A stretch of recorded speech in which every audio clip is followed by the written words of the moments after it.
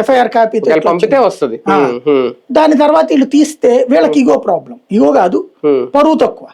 తీశారంటే అప్పుడు వాళ్ళు ఏమంటారు, ఎందుకు తీశారంటే మీరు చూసారా అంటారు. ఇప్పుడు నేను ఎవడో మన ఒక యూట్యూబ్ ఛానల్కి సంబంధించిన ఒక దాంట్లో ఆయన విజయ్ కుమార్ గారితో కలిపి ఒక ఇంటర్వ్యూ వచ్చింది.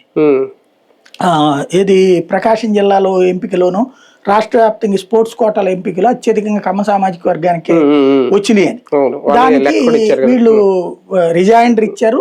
ఈ లోపు వాళ్ళు ఆ వీడియో తీశారు. ముందు వీళ్ళు స్క్రోల్ చేశారు, తర్వాత వాళ్ళు ఇచ్చిన లిస్ట్ లో 16 మంది ఏమో కాపులు, 10 మంది ఏమో రెడ్లు, 9 మంది కమ్మ, 2 వైశ్య, 2 బ్రాహ్మణ, ఇట్లా లెక్క చెప్పుకొచ్చారు. ఆ లెక్క వాస్తవంగా అయితే కనుక ఆయన ఇంటర్వ్యూ అది, కానీ అది లేనిపోయిన రిస్క్ అవుతుందని తీసేశారు.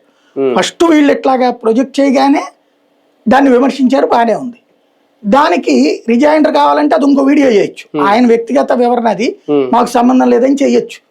కానీ వాళ్ళు తీసేశాక విజయోత్సవం జరుపుకున్నారు. ఇక్కడ దెబ్బకి నువ్వు తప్పు చేసావు కాబట్టి నువ్వు భయపడిపోయి తీసేసావు అనేసేసి. అంటే ఇప్పుడు రేపు అదే ఇదిగా వైసీపీ వాళ్ళు ఫర్ ఎగ్జాంపుల్ ఆ కోర్టులో ఇది వచ్చింది కాబట్టి అప్పటికాళ్ళు ఆ పోస్ట్ పెట్టారు, ఇదిగో ఎఫ్ఐఆర్ కాపీలు ఇచ్చారు మాకు, పంపించారు ఇదిగోండి అని చెప్పేసి దగ్గర 100 వీడియోలకి ఇచ్చారు వాళ్ళు, 100 పోస్టులకి ఇచ్చారు వాళ్ళు. పెట్టేటప్పటికి అన్నిటి మీద తీసేయడం అంటే పార్టీ వెనక్కి దగ్గరట్టు అవుతుంది. అది వాళ్ళ కార్యకర్తల ముందు అభాస్పాలైనట్టు. వీళ్ళు దానికి లీగల్ గా ఆన్సర్ చేస్తారు.